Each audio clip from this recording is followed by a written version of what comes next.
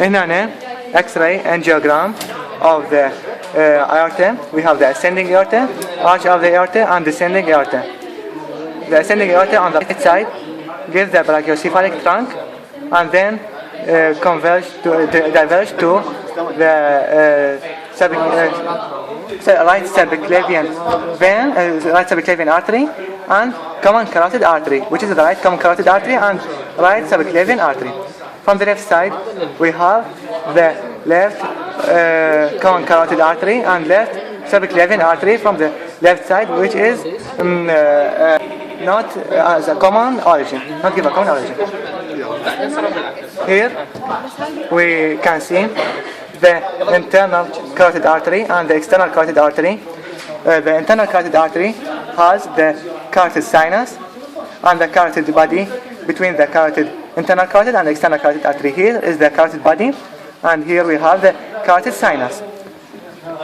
The flow of the blood from the common carotid artery to internal and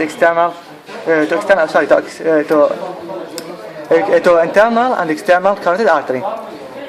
Here the internal carotid artery has the carotid sinus, as we say. We have a branch of the external carotid artery, which this external carotid artery have a branch. The first superior branch is the facial artery, run to the mandible from that side, and inferior to it we have the lingual artery, inferior to the facial artery, and go to the tongue. Here also we have the branch of the external carotid artery.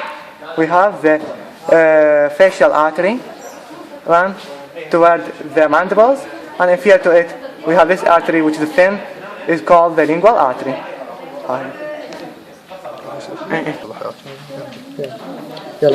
Here we begin from the component of the carotid sheath. The first anterior is the common carotid artery, then the vagus, then the internal jugular vein. The common carotid artery ascend upward. The common carotid artery ascend upward and give two branches. The first anterior is the external carotid artery, and then we have the internal carotid artery. The properties of the external carotid artery is the branch of the neck, in the neck. It gives many branches in the neck. The first, which is cut, is the superior thyroid artery. Superior to it, we have two arteries, superior and inferior, originating from the common branch. The superior one is the facial artery. Here is the facial artery. Inferior to it, we have the lingual artery. Between them, we have the hypoglossal nerve. Here is the position of the thyroid gland. As we said, the superior thyroid artery give a branch to the superior part of the thyroid, and inferior part of the thyroid we have the inferior thyroid artery. Here is the inferior thyroid artery.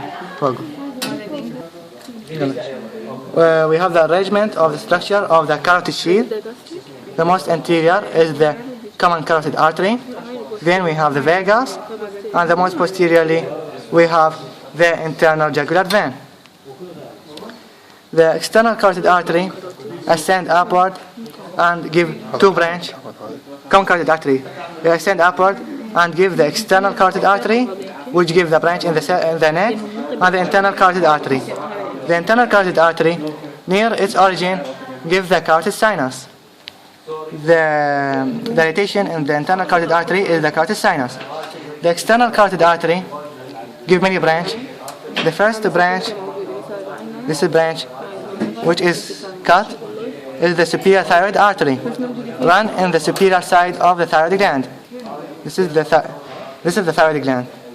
The superior thyroid artery, then superior to it, we have the lingual artery, and the most superior branch, we have the facial artery. Here is the facial artery.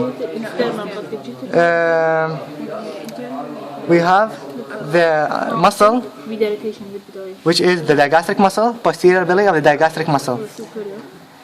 Inferior to it, we have a nerve. This nerve. ولا قاعد دكتور مو مطلوب مو واضح. مو مطلوب.